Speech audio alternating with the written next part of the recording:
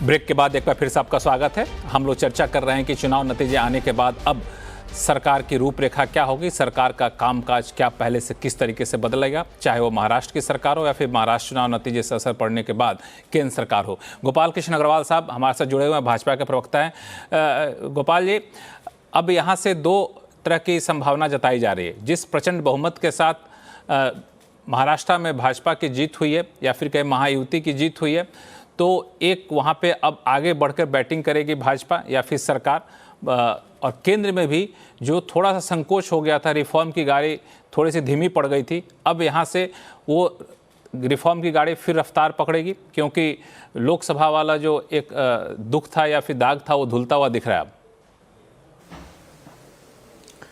देखिए, महाराष्ट्र का और उत्तर प्रदेश का रिजल्ट बहुत महत्वपूर्ण है। जो 2024 में एक तरीके से एक फॉल्स नैरेटिव को हमने सक्सेसफुल होते हुए देखा अपोजिशन का, उसको हम उस तिलिस्म को तोड़ चुके हैं। तो पहली बात महत्वपूर्ण यह बात है कि ग्राउंड कनेक्ट में हमें यह बात सामने आई है। दूसरी महत्वपूर्ण बात जो आपने अभी प्रश्न किया कि महाराष्ट्र जो है देश की अर्थव्यवस्था के लिए बड़ा महत्वपूर्ण है, इंडस्ट्रियलाइज्ड स्टेट है, जीडीपी में इसका बहुत बड़ा कंट्रीब्यूशन है, फाइनेंशियल सेंटर है देश का, और आर्थिक रूप से एक महत्वपूर्ण रोल देश की अर्थव्यवस्था में वह करता है। तो यह वहाँ का जो यह पॉजिटिव जो रिजल्ट आ रहा है वह इस बात के लिए कि जनता देश की अर्थव्यवस्था को मजबूत रूप से देखना चाहती है। वहाँ पे भारतीय जनता पार्टी की स्टेबल और इकोनॉमिकली डेवलपमेंट एजेंडा को आगे बढ़ाने वाली अर्थव्यवस्था को पार्टी को वो पसंद करती है, और वहाँ पे इंफ्रास्ट्रक्चर डेवलपमेंट जो अपने देवेंद्र फडणवीस जी के कार्यकाल में शुरू हुए थे वो सारे कंप्लीट हो रहे हैं, चाहे कोस्टल रोड है, एक्सप्रेसवेज हैं और भी सारे। तो मुझे लगता है कि जो डेवलपमेंट का मोदी जी का एजेंडा है, अर्थव्यवस्था को मजबूत करने का एजेंडा है, जो अपने आप में महाराष्ट्र का मेजर कंट्रीब्यूशन जीडीपी में और अधिक हो सकता है, इन सब को लेते हुए यह स्पष्ट हो रहा है कि भारत की जनता, जिसको कि मैं आकांक्षी जनता या एस्पिरेशनल इंडिया कहते हैं, वह आर्थिक रूप से मजबूत सरकार चाहती है कि आर्थिक रूप से देश मजबूत हो, और जो इसको पूरा करेगा उसी सरकार को पसंद करेगी। तो यह मैसेज अपने आप में आर्थिक रूप से आगे बढ़ने के लिए पॉजिटिव है। और एक और बात मैं ये कहना चाहता हूँ कि जो कई कहना चाहते थे कि भारत की अर्थव्यवस्था तेज गति से तो बढ़ रही है लेकिन ऑटो पायलट मोड में है, ऐसा नहीं है।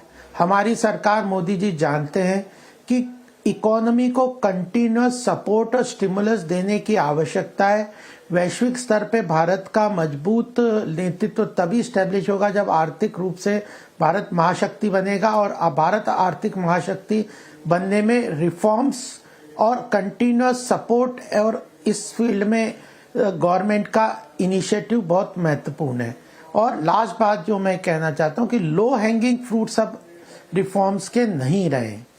कोई छोटे मोटे इधर से चेंजेस कर दें जिससे इकोनॉमी में रिफॉर्म्स के पॉजिटिव रिजल्ट आएंगे। इकोनॉमी में कई बहुत महत्वपूर्ण रिफॉर्म्स करने की आवश्यकता सरकार के नजर में आती है, इनिशिएटिव भी लिए थे, लेकिन अब मुझे लगता है कि ये एक जो पॉजिटिव जो मैंडेट है, यह इस बात को आज प्रधानमंत्री जी के अगर आप ट्वीट्स भी देखेंगे तो वो तो उन्होंने कहा डेवलपमेंट, आर्थिक प्रगति, ये सब बातों को उन्होंने कहा ये उसका एक मैंडेट है। और मुझे लगता है कि आप बिल्कुल आपने एक बहुत बड़ी बात कह दी गोपाल कृष्ण जी, आपने एक बहुत बड़ी बात कह दी, बहुत बड़ा संकेत दे दिया, खासतौर से CNBC आवाज के दर्शकों के लिए। इस तरह के सकारात्मक संकेत जो हैं बहुत मायने रखते हैं। मैं हर्षवर्धन जी के पास जाऊंगा, उससे पहले मैं एक सवाल ले लूं अपने मैनेजिंग एडिटर अनु सिंघल साहब से। अनु सिंघल साहब, आपने सुना गोपाल कृष्ण अग्रवाल जिस तरीके से कह रहे थे, और अब ये माना जा रहा है कि लोकसभा चुनाव के नतीजे के बाद थोड़े से रिफॉर्म की रफ्तार धीमी पड़ गई थी, अब वो रिफॉर्म की रफ्तार तेज पकड़ेगी, क्योंकि थोड़ा सा बल मिल गया है महाराष्ट्र चुनाव से और उपचुनाव भी काफी उत्साहवर्धक रहे हैं। तो ऐसे में ये रिफॉर्म की रफ्तार पर केंद्र सरकार आगे बढ़ती है तो मुझे लगता है कि निवेशक इसको बड़ा पसंद करेंगे, निवेशक ये उम्मीद लगा कर बैठेंगे अब। बिल्कुल लक्ष्मण जी, जैसा मैं पहले भी कह रहा था, आपका भी काम बढ़ जाएगा, आपको और आपकी टीम का, क्योंकि अब आप वाकई में और डिसीजंस देखेंगे। काफ़ी जो फैसले रुके हुए थे, काफ़ी समय से जो कुछ मिनिस्ट्रीज़ के फैसले ही नहीं हो रहे थे, आई थिंक आप उस पर आप थोड़ी सी स्पीड आते हुए देखेंगे। रिफॉर्म की जो गाड़ी जो कुछ हद तक आप मानेंगे कुछ हद तक डिरेल हो गई थी, वो वापस पटरी पर आएगी। कैपेक्स सरकार का वापस पिकअप करेगा, प्राइवेट कैपेक्स वापस पिकअप करेगा। मेरी तो ये उम्मीद है कि जो इस क्वार्टर का अर्निंग सीजन रहा वो शायद सबसे खराब अर्निंग सीजन था। शायद आगे जाते हुए लोग ज़्यादा इन्वेस्टमेंट करेंगे, कंजम्पशन करेंगे, तो शायद अर्निंग्स भी पिकअप करेंगी। और बिल्कुल जैसा आपने बोला, कुछ हद तक हरियाणा ने उसकी भरपाई की थी, लेकिन महाराष्ट्र ने तो उस पर ठप्पा लगा दिया लक्ष्मण जी। ये जिस तरीके की जीत हुई, इस तरीके की जीत तो जब 10 साल पहले नहीं हुई थी बीजेपी शिवसेना की, जब बीजेपी शिवसेना कंबाइंड थी, वो जब ठाकरे साहब वाली शिवसेना कंबाइंड थी, तब नहीं हुई थी इस तरीके की जीत। तो इस तरीके के नंबर तो 5 साल पहले भी वो जो प्री इलेक्शन अलायंस था उसको नहीं मिले थे महायुति को। तो उस हिसाब से इस नंबर्स की इंपॉर्टेंस समझना, वही हरियाणा में भी हुआ था, इस नंबर्स की इंपॉर्टेंस समझना बहुत महत्वपूर्ण है। लक्ष्मण जी, एक और चीज़ जोड़ दूँ, जो लोकसभा का बाईपोल है नांदेड़ का, वो भी बीजेपी जीत रही है, तो लोकसभा में भी उनकी एक सीट बढ़ रही है वैसे। बिल्कुल। हर्षवर्धन त्रिपाठी जी, मैं यहीं से आपसे पूछना चाहूँगा कि रिफॉर्म के जब बड़े रिफॉर्म की कोशिश की गई केंद्र स्तर पर या फिर राज्य स्तर पर, ज़्यादातर केंद्र स्तर पर ही, तो हाल के दिनों विपक्षी पार्टी बड़ा ही हमलावर हो गई, यहाँ तक कि वेल्थ क्रिएटर पर भी हमला करना शुरू कर दिया गया। तो अब इस महाराष्ट्र के विधानसभा चुनाव के नतीजे के बाद क्या विपक्ष को अब ये समझ में आ जाना चाहिए कि अब वो रणनीति को छोड़ दीजिए, जनता जो है विकास की राजनीति पे आगे बढ़ना चाहती है और केंद्र के लिए रास्ता भी अब आसान होगा? लक्ष्मण जी, ये सद्भावना तो हो सकती है, लेकिन ऐसा होगा नहीं। केंद्र सरकार, नरेंद्र मोदी की अगुवाई वाली सरकार, वो रिफॉर्म के एजेंडे पर चलती रही है। कई बार थोड़ा बहुत जिसको कहें कि रास्ते में गड्ढे आए, लेकिन वो रुकी नहीं। और मुझे लगता है कि रिफॉर्म की गाड़ी फिर से चलेगी, तेज चलेगी। प्रधानमंत्री नरेंद्र मोदी ने, हालांकि तब वो 400 पार के नारे के आधार पर उन्होंने कहा होगा कि थर्ड टर्म में जब थर्ड लार्जेस्ट इकोनॉमी हो जाएगी तो हमारा जो रिफॉर्म होगा वो और तेज होगा, लेकिन जो रिफॉर्म का एजेंडा है वो बहुत पीछे नहीं छूटेगा। और उस पर कोई भी जो सहयोगी है, विशेष करके चंद्रबाबू नायडू और नीतीश कुमार, वो भी, उनको कोई मुश्किल नहीं है, उनको कोई किसी तरह की समस्या नहीं है। अब ये वाला मैंडेट आ जाने के बाद, महाराष्ट्र में इस तरह का मैंडेट मिलने के बाद, एक तो जो आगे जो भी महाराष्ट्र से जुड़े हुए राज्यसभा के चुनाव हैं, तो जैसे नांदेड़ उपचुनाव की बात हो रही है, ऐसे लोकसभा के साथ अब राज्यसभा में भी नंबर बढ़ेंगे। पहली बात तो ये। दूसरा ये है कि जो एक जिसको कहते हैं प्रेशर पॉलिटिक्स होती है, वो शायद अब नरेंद्र मोदी के ऊपर से और हटेगी। और ये लेकिन उम्मीद करना कि विपक्ष इससे थोड़ा सा सद्भावना में आ जाएगा, वो हल्ला हंगामा नहीं करेगा, वो अडानी के मुद्दे को लेकर नहीं उछलेगा या किसी और मुद्दे पर नहीं करेंगे, तो ये मुझे नहीं लगता। वो और ज्यादा करेंगे, क्योंकि उनको अब शायद लगेगा कि अब ये मुश्किल उनकी और ज्यादा बढ़ गई है। राकेश सेठी साहब, क्या अब आप लोग अपने दबाव की राजनीति के रूपरेखा बदलेंगे या फिर पहले की तरह हर मुद्दे को लेकर उठाना, उस पर सरकार को घेरने की कोशिश करना, यही रणनीति बनी रहेगी? क्योंकि ये रणनीति तो बहुत सफल हो नहीं पाई। नहीं, देखिए, हमारा काम अपोजिशन में हम लोग है, अपोजिशन का काम है सरकार से सही सवाल पूछना। और अभी अभी कोई बता रहा था वेल्थ क्रिएटर के ऊपर सवाल उठाते।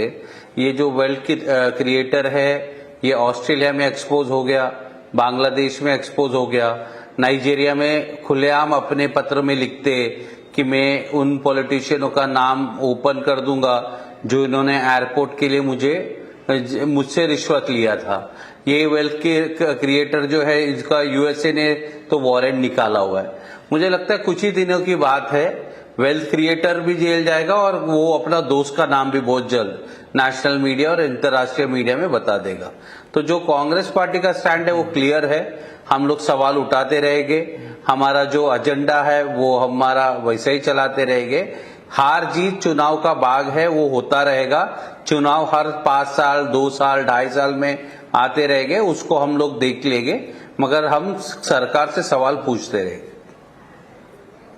सरकार से सवाल पूछते रहेंगे, ये कहना आपका। अनीस गढ़वे साहब, क्या अब यहाँ से जो सत्ताधारी पार्टी को घेरने की रणनीति थी या फिर राजनीति है, उसमें आप लोग कोई परिवर्तन लाएंगे? क्योंकि जो अब तक की आपकी रणनीति रही है उसको जनता बहुत स्वीकारी नहीं, ये बिल्कुल साफ हो गया है। तो यहाँ से अब क्या आपको दिख रहा है कि क्या ये कौन सा नया हथियार है, कौन सा नया रास्ता जिस पे चलना चाहिए, या फिर पुराने रास्ते पे चलेंगे? देखिए, सबसे पहली बात तो मैं वेल्थ क्रिएटर का जो मुद्दा यहाँ पे उठाया गया उसको मैं उसके ऊपर अपना स्टैंड, अपनी पार्टी का स्टैंड बताता हूँ। यहाँ पे किसी व्यक्ति विशेष पे कोई हमारा विरोध नहीं है, किसी कंपनी के ऊपर या फिर अडानी जी के ऊपर हमारा इस व्यक्ति के ऊपर विरोध नहीं है। उनके लिए जो सब्सिडीज दी जाती है, ये वेल्थ किसके लिए क्रिएट की जा रही है, जरा इस पे भी ध्यान देना चाहिए। ये वेल्थ क्रिएट की जा रही है अपने दोस्तों के लिए, कुछ अपने चुनिंदा दोस्तों के लिए, जिनके ऊपर आज क्वेश्चन मार्क विश्व की सबसे बड़ी महासत्ता उठा रही है। ये हमें नहीं भूलना चाहिए।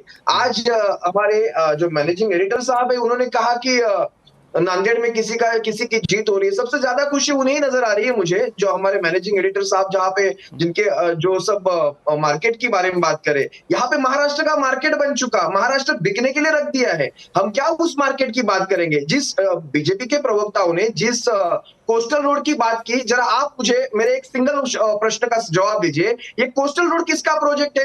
कोस्टल रोड के लिए एक एक रुपया किसका गया है? क्योंकि आपका चैनल सबसे बड़ा चैनल है और मार्केट की बात करता है, इकोनॉमी की बात करता है, वेल्थ की बात करता है। कोस्टल रोड के लिए पैसा किसका लगा था? क्या केंद्र का पैसा था? जो देवेंद्र फडणवीस की योजना इन्होंने बताई, एक रुपया भी केंद्र का उसमें नहीं आया। पूरा प्रोजेक्ट बीएमसी, मुंबई महानगर पालिका के पैसों से बना, जिसके ऊपर टोल टैक्स लगा दिया, जिसपे बीएमसी कोई टोल टैक्स नहीं लगाने वाली थी। तो ये सारी झूठी बातें, ये सब झूठे एजेंडे, नैरेटिव ये मीडिया के सामने किए जाते हैं और हम उसे क्रॉस भी नहीं कर सकते।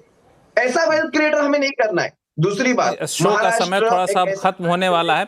गोपाल कृष्ण अग्रवाल जी से इस मुद्दे पर प्रतिक्रिया ले लेता हूं, फिर मयूर पारिक जी के पास जाऊंगा। गोपाल कृष्ण अग्रवाल जी, देखिए, जिस तरह से अपोजिशन देश के लोगों पे जो आर्थिक रूप से देश को सशक्त कर रहे हैं, उन लोगों को एक के बाद एक डिनाउंस करते हैं। कोई एक व्यक्ति की बात नहीं है। पूरी तरह से जिस अर्थव्यवस्था की, अर्थतंत्र की बात राहुल गांधी कर रहे हैं, वह अपने आप में कहीं भी देश को आगे ले जाने के लिए सक्षम नहीं है। देश में अगर आर्थिक रूप से महाशक्ति बनना है तो सभी क्षेत्र को मजबूती से आगे बढ़ना है। ग्लोबल फोर्सेस के साथ अलाइन करके जो ग्लोबल लेवल पे ये जो नेक्सस है लेफ्टिस्ट और जो वो एक इंटेलेक्चुअल, सो कॉल्ड इंटेलेक्चुअल्स का नेक्सस है, जो भारत को कमजोर करने के लिए प्रयासरत है, उनके साथ कंटिन्यूअसली उनके नैरेटिव्स को सपोर्ट करते हैं राहुल गांधी। तो यह एक बिल्कुल स्पष्ट है। और कांग्रेस और अपोजिशन क्या अभी भी वो ये कह रहे हैं कि भाजपा का हम सीख देंगे, भाजपा को समझाएंगे? आत्मचिंतन करिए, आप अपने लिए शिक्षा लीजिए। भाजपा को करना है क्या है, शिंदे ग्रुप को क्या करना है, ठीक है। ये हम देखेंगे शो का ना। समय अब हमारे पास सिर्फ 1 मिनट बचा हुआ है। मैं मयूर पारिक जी से अंतिम कमेंट लूंगा। मयूर पारिक जी, अब इस मोड़ पे इस नई सरकार का स्वरूप लगभग सामने आ रहा है, जहां पे भाजपा सबसे बड़ी पार्टी रहेगी, एकनाथ शिंदे की पार्टी थोड़ी छोटी रहेगी, अजित पवार की पार्टी थोड़ी छोटी रहेगी। तो अब कामकाज में, महाराष्ट्र सरकार के कामकाज में आप किस तरह के बदलाव की उम्मीद या फिर अनुमान कर रहे हैं? क्योंकि वैसे तो सरकार चलेगी नहीं जैसे पहले चले, तो कुछ ना कुछ बदलेगा जरूर। मयूर जी, देखिए, अब बहुत ज्यादा तेजी से काम होगा। आप सबसे पहले की प्रोजेक्ट्स देख लीजिए महाराष्ट्र के, जो की प्रोजेक्ट्स को उद्धव ठाकरे इन्होंने रोक दिया था। यानी कि आप देख लीजिए धारावी प्रोजेक्ट, वो अब तेजी से आगे बढ़ेगा। आप बुलेट ट्रेन प्रोजेक्ट देख लीजिए, वो तेजी से आगे बढ़ेगा। आप जो इंडिया का सबसे बड़ा पोर्ट बनने जा रहा है मुंबई से सटे हुए इलाके में, वाढवण पोर्ट, वो बहुत ज्यादा तेजी से बन जाएगा। आप जो मुंबई के ईस्ट कोस्ट में जो पूरा का पूरा ईस्टर्न रीजन है, जिसको डेवलप करके एक नया एरिया बना करके वहां पे इंपोर्ट एक्सपोर्ट की बात आगे बढ़ाना चाहते हैं, वो प्रोजेक्ट में बहुत ज्यादा तेजी आएगी। लाडली बहन योजना का उन्होंने प्रॉमिस किया है कि वो 2100 रुपए से 1500 रुपए से बढ़ा के 2100 करेंगे। शायद वहां पे हमको कुछ मूवमेंट दिखे। तो कुल तो मिलाकर कई के सारे मोर्चे यहाँ पे से आगे- एक प्रगति आएगी। जो ठहराव था उसमें एक आप देखेंगे बड़ी प्रगति आएगी। आरोप प्रत्यारोप, वादे, चुनावी लड़ाई ये अलग बात है। नई सरकार बनने के बाद एक नई उम्मीद के साथ जनता भी सरकार की तरफ देखेगी। और आप सभी मेहमानों का बहुत बहुत शुक्रिया हमारे इस खास चर्चा में जुड़ने के लिए। आगे भी कई मौके आएंगे जहाँ पे आप लोग अपनी बात नहीं रख पाए थे, वहाँ पे बात रखने के लिए हम लोग फिर से शो करेंगे आगे चल के। लेकिन फिलहाल आप सभी का बहुत बहुत धन्यवाद। तो आवाज़ अड्डा में फिलहाल इतना ही, इसी उम्मीद के साथ कि जल्द नई सरकार का गठन हो और जो प्रोजेक्ट या फिर जो कामकाज अटके पड़े थे उस कामकाज को पूरा किया जाए। और जो बाजार कह लें या फिर जनता कह लें, जो उम्मीद लगा बैठी है उस उम्मीद पर नई सरकार खड़े उतरे। लेकिन सबसे दिलचस्प होगा कि इस नतीजे के बाद केंद्र सरकार के कामकाज में किस तरह का बदलाव आता है। आवाज़ अड्डा में फिलहाल इतना ही। देखते रहिए CNBC आवाज़। नमस्कार।